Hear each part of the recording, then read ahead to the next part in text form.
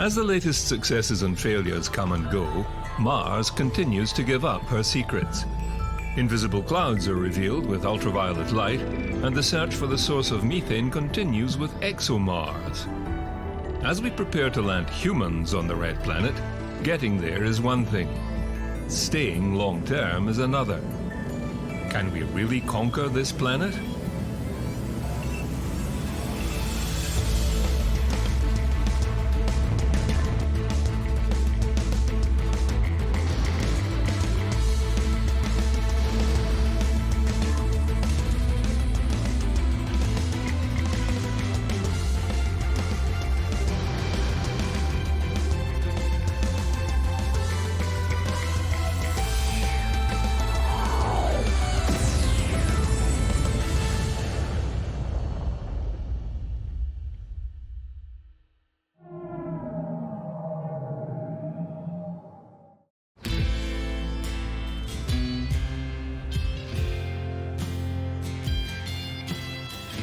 The joint European and Russian ExoMars made a successful launch with great applause and journeyed uneventfully to Mars.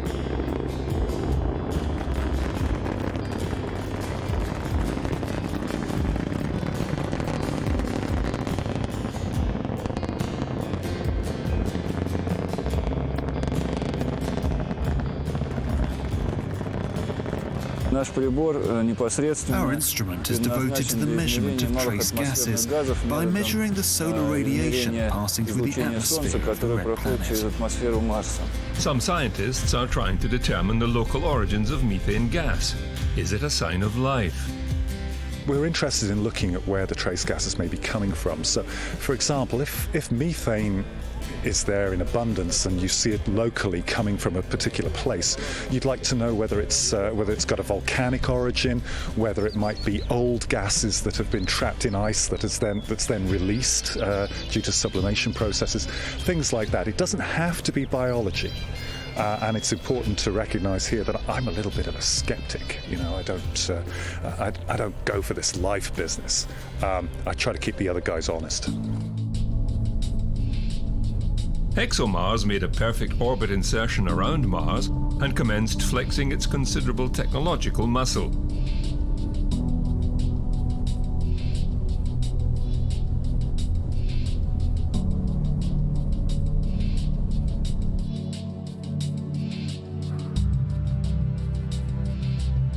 Returning high-resolution images and stereoscopic observations, enabling highly detailed three-dimensional maps to be created.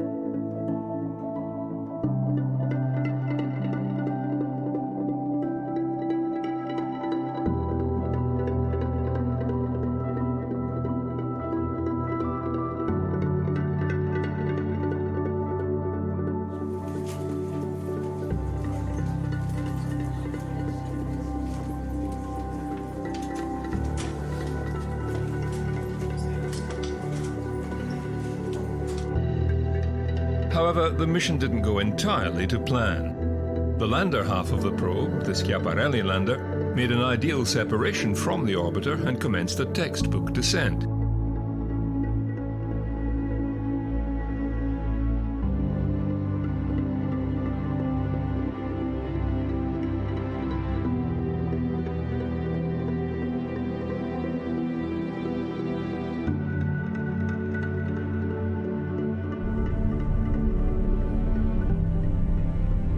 The heat shield functioned as expected, all systems go.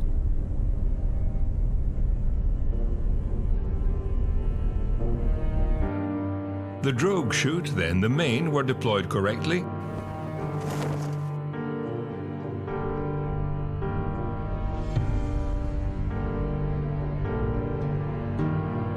then the curse of Mars struck.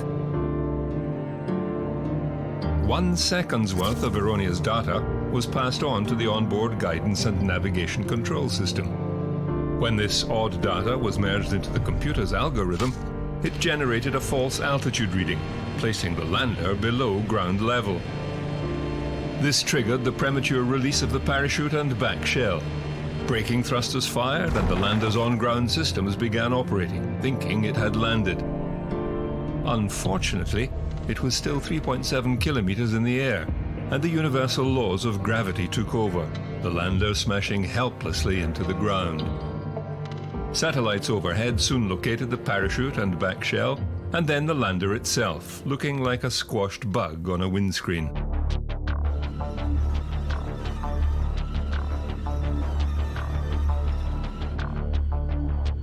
The lander was, however, a technology demonstrator, and the problems that arose could be quickly remedied. So ESA is still fully confident of the technology and will proceed with the next lander containing the ExoMars 2020 rover. With the latest analytical technology, the rover will drill down as far as 2 meters into the Martian soil, looking for those elusive microbes.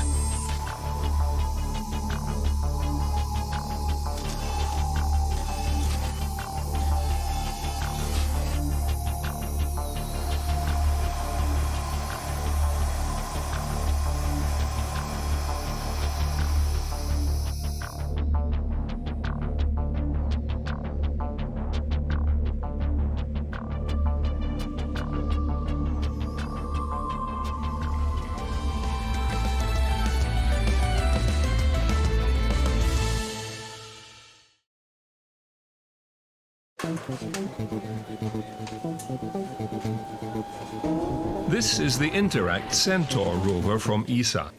It can be remotely controlled from orbit by ESA astronauts. NASA has its own version. They are one of the tools for future investigations on Mars. The proof of concept in Earth orbit will make it a reliable tool on Mars. Astronauts can maneuver the robot to a test table, then perform very fine operations with a number of tools and devices. It could even help assemble hardware and habitats on the Martian surface while astronauts orbit overhead.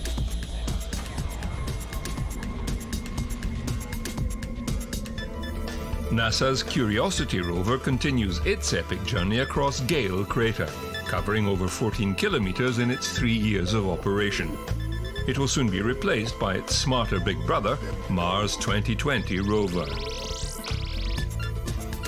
Built on the same configuration, the 2020 rover looks strikingly similar to Curiosity, with some improvements. A landing hazard redirect feature to avoid any rocky landings, new wheels and treads for better climbing, audio microphones to hear what's going on, and a rock core sampling drill. One of the main goals of the Mars 2020 mission will be to determine the potential habitability of the planet for human visitors. Scientific instruments on board include an advanced stereoscopic imager, environmental sensors for temperature, wind speed and direction, pressure, humidity and dust particle size and shape. Pixel is an X-ray fluorescence spectrometer for chemical analysis of Martian soil. RIMFAX, a ground-penetrating radar to study subsurface geology, and Sherlock, an ultraviolet laser spectrometer for the study of fine-scale mineralogy and organic compounds. The final instrument package is MOXIE, a technology demonstrator designed to generate oxygen from the carbon dioxide in the Martian atmosphere, a critical piece of kit if humans are going to survive on Mars. It will generate oxygen for fuel and breathing. Mars's atmosphere is predominantly carbon dioxide, plus trace amounts of argon, nitrogen, oxygen and carbon monoxide. Its mean pressure is 600 Pascal, that's about 0.6% of Earth's air pressure at sea level. So another vital piece of equipment is the spacesuit. In the future, I'm looking forward to spacesuits that are much more of a tool for the astronaut that is more integrated with the human and is less of an encumbrance and more of a help.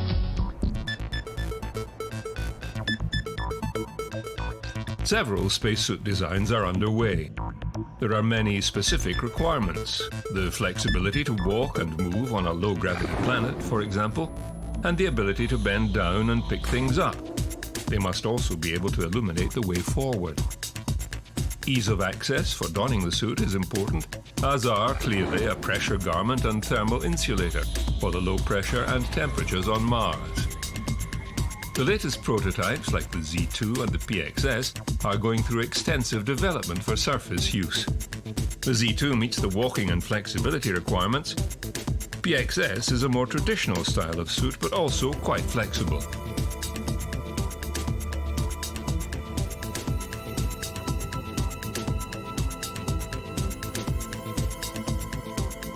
My main responsibilities on this spacesuit is the suit control assembly, and that's the box that sits right here on the front of the suit. And it allows the crew member to control their life support components, such as their cooling and their pressure, and it also controls a lot of the electronics, such as the radio and the volume, and they can see some of the data that's coming back and forth from the suit computer to that display.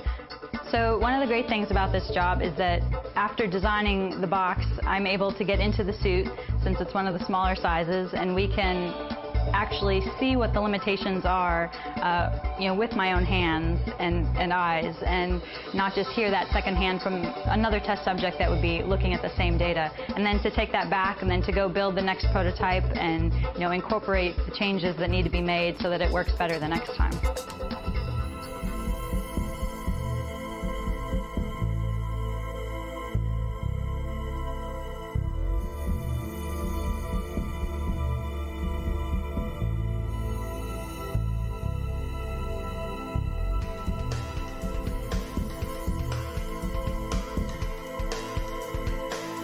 Another critical element for surviving on the Martian surface is power.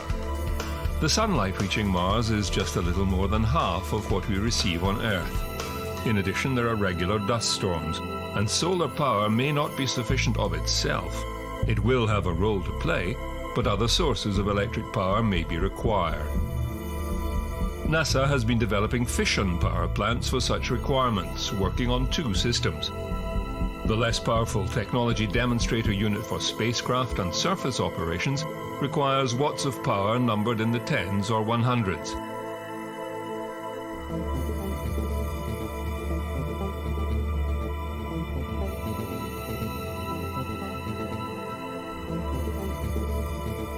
Kilopower addresses the need for surface power from 1 to 10 kilowatts for human habitats and scientific exploration in the harsh environments of Mars and beyond.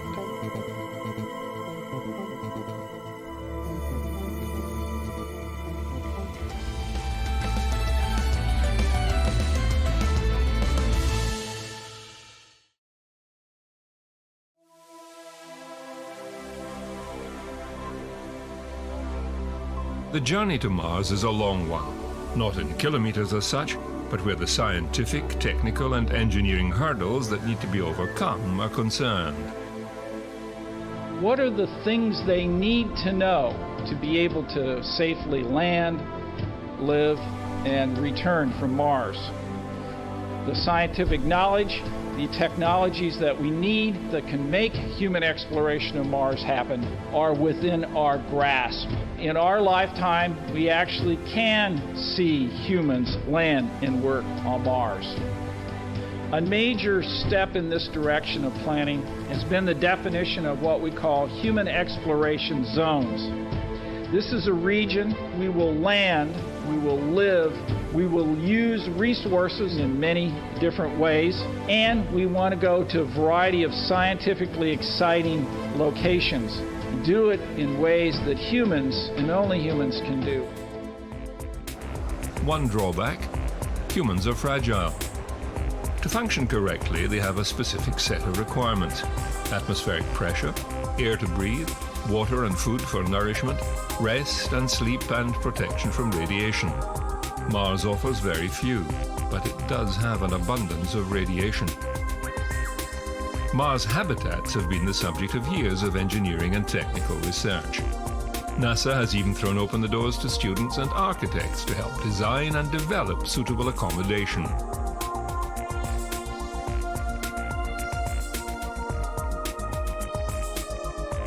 There are minimum requirements around the number of occupants and length of stay.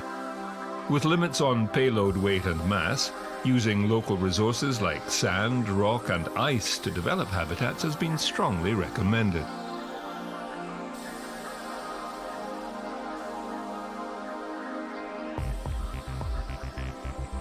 The 3D print competition threw up some very good ideas and designs, some of which NASA is developing further.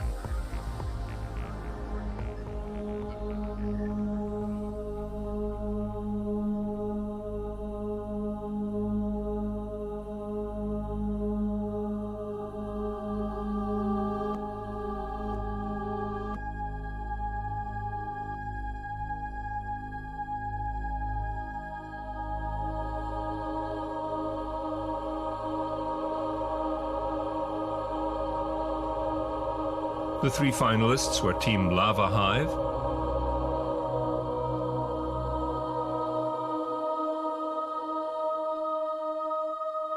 Team Gamma,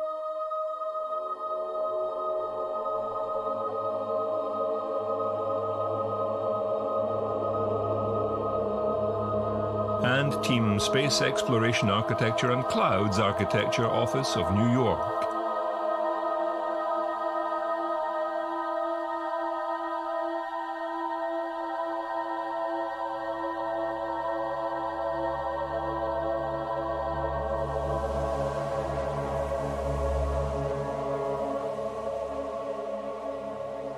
Their ice house included all the components required to assemble the habitat in situ on Mars. The vehicle lands at the designated site and deploys several robots and water storage assets. The robots set about building a secure base, utilizing local sand sintered together with lasers. An inflatable plastic membrane is then deployed along with internal airlocks.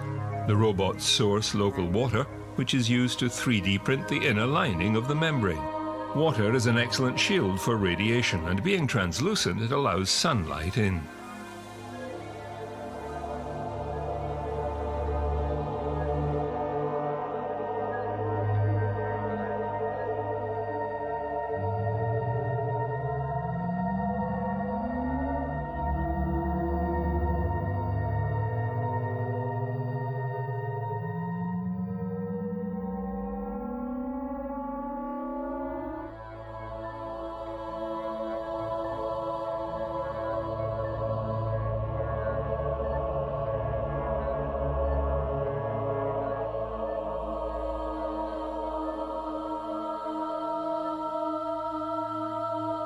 Hanging gardens and windows add a touch of home.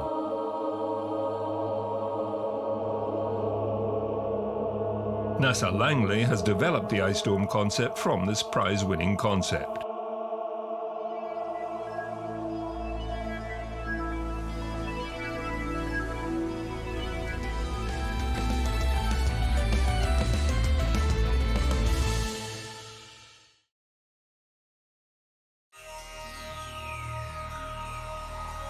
Creating a colony on another planet really is a mammoth task.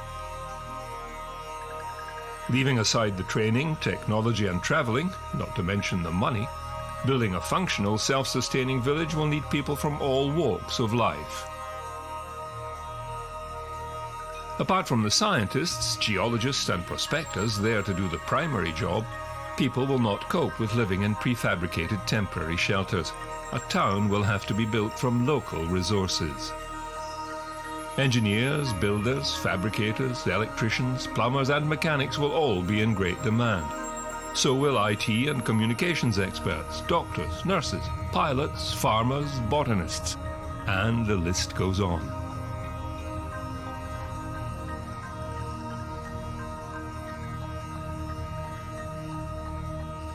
On the other hand, not everyone gets the chance to colonize an entirely new planet, so that is one draw card. If Mars 1 is any example, it seems there will be plenty of volunteers for this dangerous work.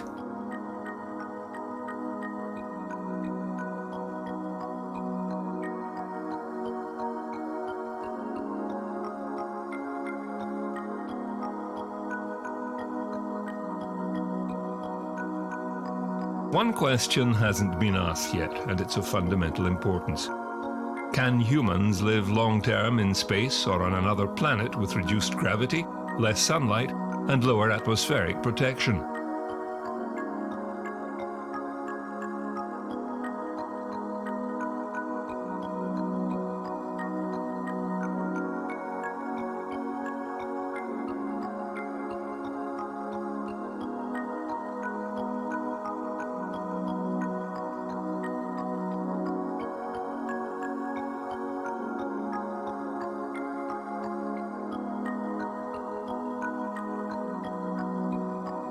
One proposal before NASA at the moment is the multi-generational independent colony for extraterrestrial habitation, autonomy and behavior, which contrasts nicely to MICEHAB, and it's exactly what that name suggests.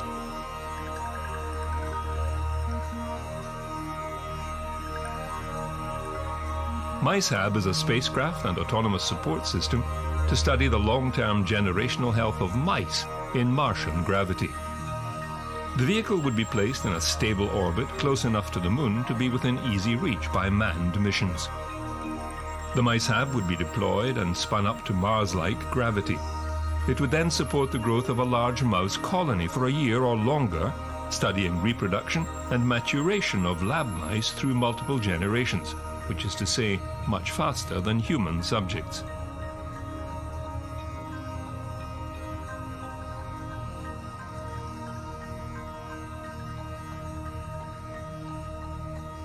The vehicle would house multiple levels of mouse enclosures designed to be serviced and cleaned by an onboard robot. The system would take care of feeding, watering and cleaning the mice, including their medical care.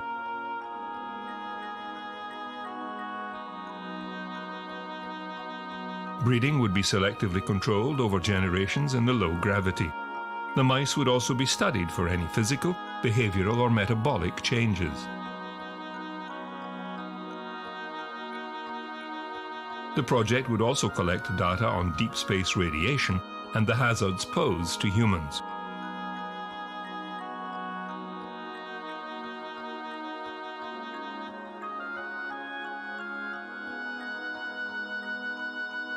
The robotic systems would also provide an in-situ demonstration of autonomous activities like maintenance for long-duration deep space missions. From time to time, astronauts would dock with the habitat to collect data and specimens.